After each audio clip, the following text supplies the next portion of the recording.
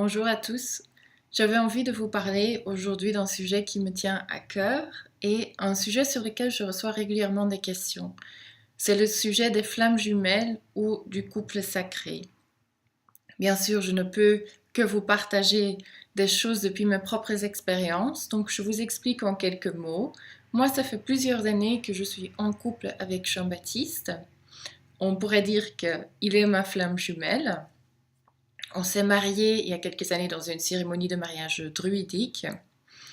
Et la spiritualité ou le sacré fait vraiment partie de notre quotidien, de notre couple. C'est devenu la fondation de notre couple, notre cheminement spirituel.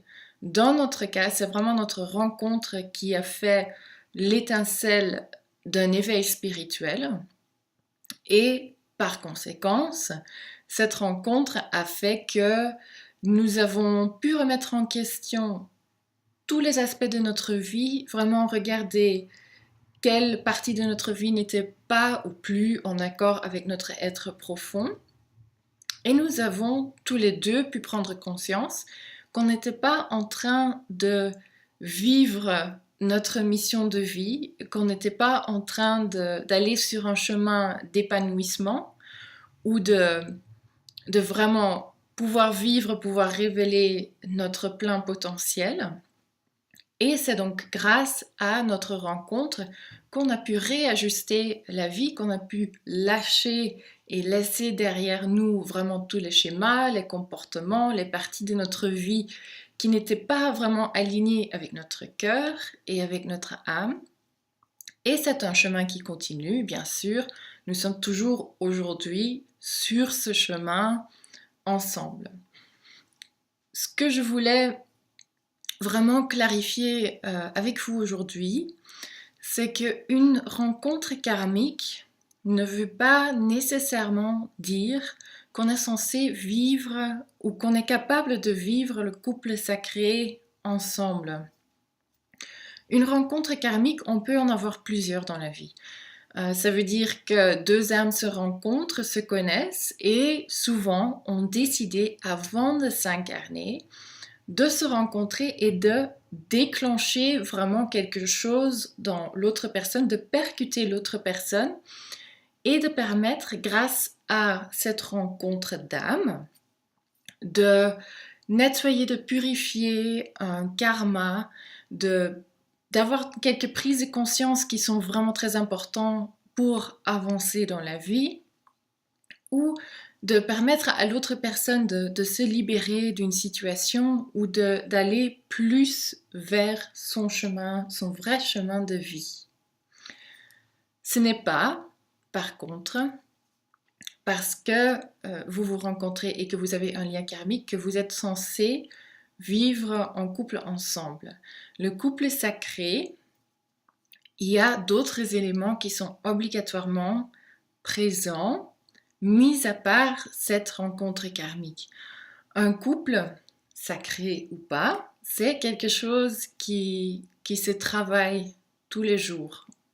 On met des efforts, on fait des efforts tous les jours. C'est une décision aussi de tous les jours.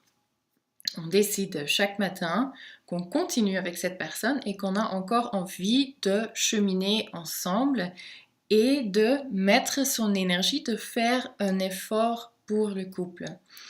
Quand on est dans un couple sacré, on chemine ensemble vraiment avec cette conscience que c'est la confrontation avec l'autre personne qui nous permet de nous ouvrir plus, d'évoluer et d'aller vraiment vers un chemin d'expansion, de nous libérer.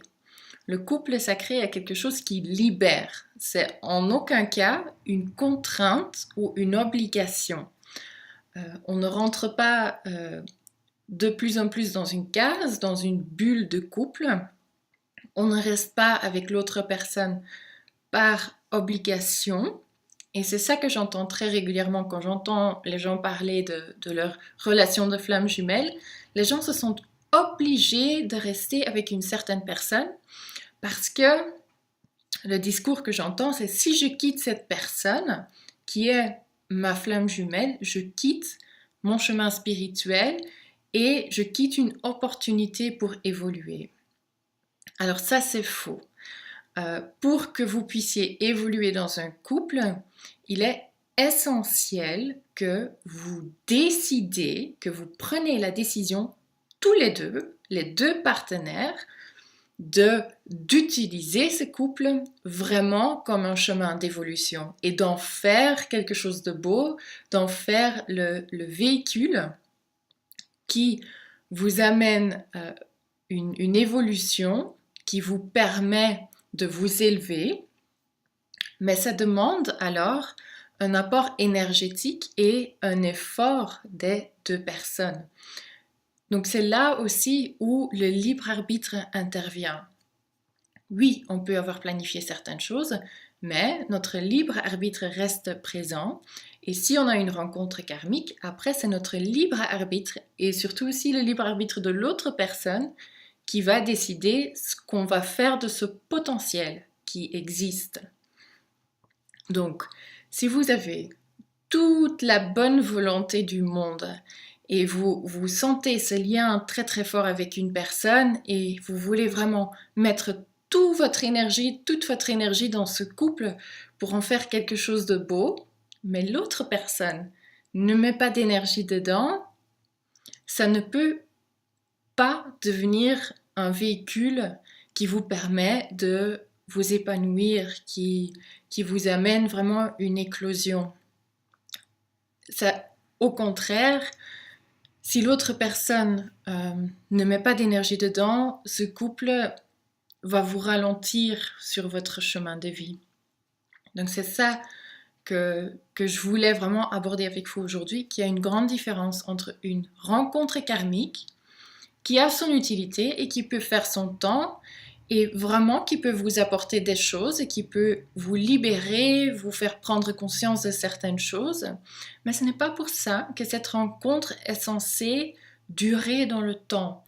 Pour que cette rencontre dure dans le temps et devienne ce qu'on appelle le couple sacré, il y a besoin que les deux personnes prennent une décision et décident en conscience et en âme de faire un effort et de continuer à donner des apports de temps, d'énergie pour évoluer ensemble et rester sur la même longueur d'onde.